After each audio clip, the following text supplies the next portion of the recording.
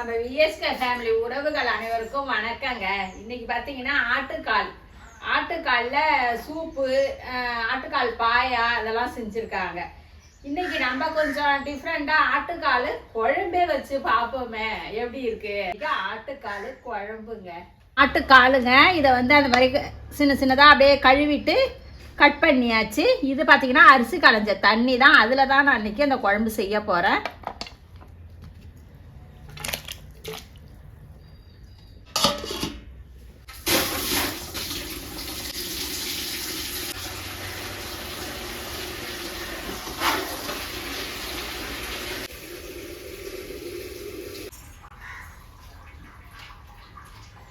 ஆட்டுக்கால் குழம்புக்கு ஒரு மசாலா அரைக்க போகிறாங்க. அதுக்கு சோம்பு, மிளகு, சீரகம்,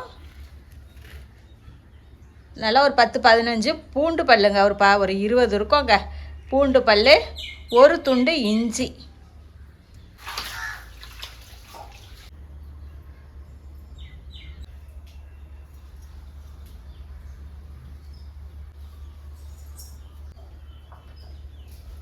இப்போ இந்த மசாலா அரைக்கிறதுக்கு எல்லாமேங்க நம்ம வந்து எப்பயுமே இஞ்சி பூண்டு பேஸ்ட்டு தனியாக அரைச்சி சேர்ப்போம்.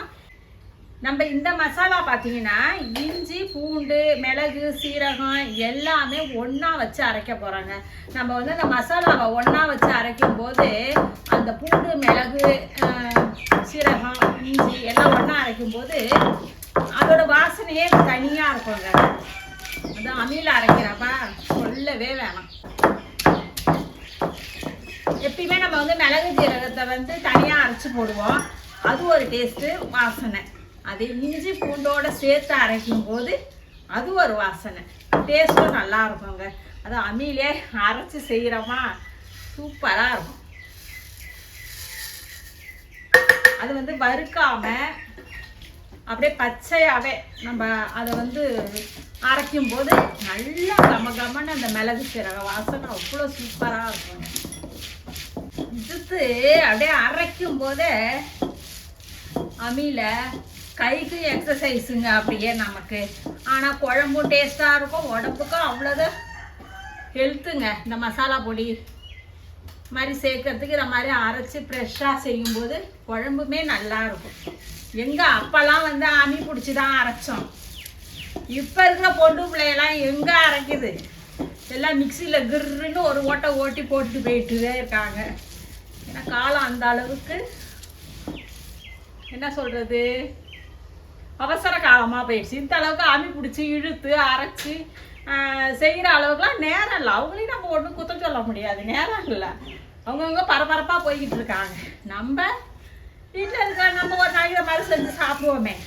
ஆனாலும் நீங்களும் இந்த மாதிரி அம்மிலாம் இருந்ததுன்னா அரைச்சி ஒரு நாளைக்கு செஞ்சு பாருங்கண்ணா, அப்புறம் விடவே மாட்டேங்க, அதே மாதிரி செஞ்சு சாப்பிடுவீங்க.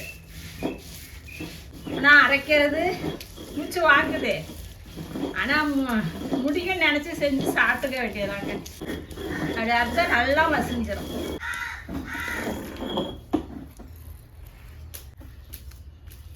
அதெல்லாம் ரெடி ஆகிட்டு பாருங்க குழம்புக்கு.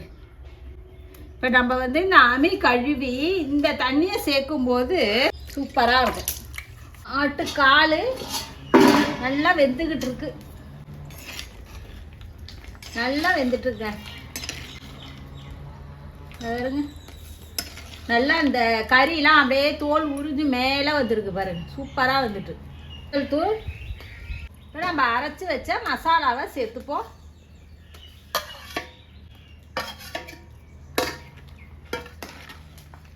நல்லா சேர்த்து அப்படியே கலந்து கொடுக்கணும்.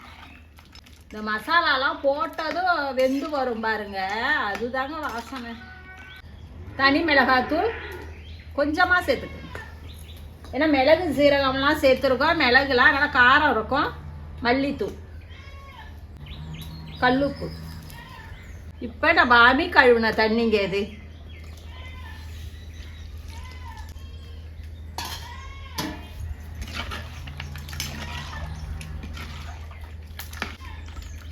இதை அப்படியே நல்லா கொதிச்சு வரட்டும். ஒரு அப்படியே பிஞ்சியாக ஒரு முருங்கைக்காயை வெட்டி போட்டு குழம்பு வச்சா எப்படி இருக்கும் போய் மரத்தில் இருக்குங்க ஒரு இடம் பிஞ்சியாக போடணுங்க, ரொம்ப முத்தக்காயாக போடக்கூடாதுங்க. பிஞ்சியாக போட்டு வச்சா அவ்வளோ வாசனையாக இருக்கும். போய் பறிச்சுட்டு வரேன். எல்லாம் கொதிக்கும் போதே அப்படியே பிஞ்சியாக ஒரே ஒரு முருங்கைக்காங்க, நல்லா வாசனையாக இருக்கும். இப்போ குழம்ப தாளித்து கொட்டணும். அதுக்கு பட்டை, ஒரு ஏலக்காய், ஒரு கிராம்பு, கொஞ்சம் சோம்பு, இது வந்து நட்சத்திர சோம்பு, கொஞ்சமாக கல்பாசி, இவ்வளோ தான் இதுக்கு தாளிப்பு. இதை வந்து நம்ம தாளிச்சிட்டு இதில் கொஞ்சமாக சின்ன வெங்காயம், ஒரு 3 தக்காளி கட் பண்ணி வச்சுருக்கேன். இது போட்டு வதக்கிட்டு நம்ம இப்போ குழம்ப தாளித்து கொட்ட வேண்டியதான். இதில் குழம்பு நல்லா கொதிக்குது, இதுலேயே அப்படியே தாளித்து கொட்டிடலாம். சட்டியில் கொஞ்சமாக எண்ணெய் சேர்த்துப்போம். எண்ணெய் காஞ்சிட்டு இப்போ இந்த தாளி பத்தனையும் சேர்த்துருவோம்.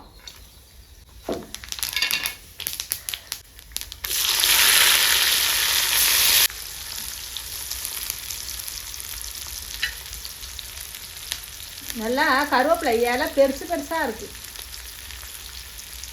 தக்காளியை இதில் சேர்த்துருவோம். இப்போ எப்படி வதங்கிருக்கு பாருங்க. இதை மாதிரி நல்லா மசியாக வதங்கணுங்க, அப்போ தான் நல்லா இருக்கும். இப்போ நம்ம குழம்புல எடுத்து கொட்டிடுவோம்.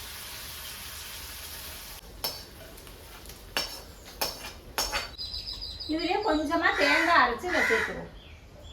கொஞ்சமாக சேர்த்துக்கோங்க. இப்போ இதில் கொஞ்சமாக மல்லி இலையை தூவி விட்டுருவோம். அவ்வளோதாங்க, ரெடி ஆகிட்டு பாருங்கள் ஆட்டுக்கால் குழம்பு.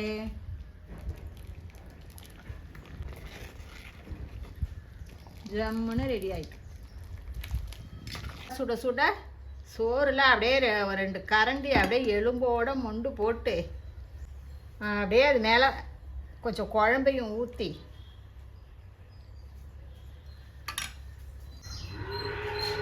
ஆட்டுக்கால் குழம்பு ரெடி ஆகிட்டுங்க. நல்லா ஆட்டுக்காலில் உள்ள கறிலாம் நல்லா சாப்பிட்டா வெந்து சூப்பராக ரெடி ஆகிட்டு.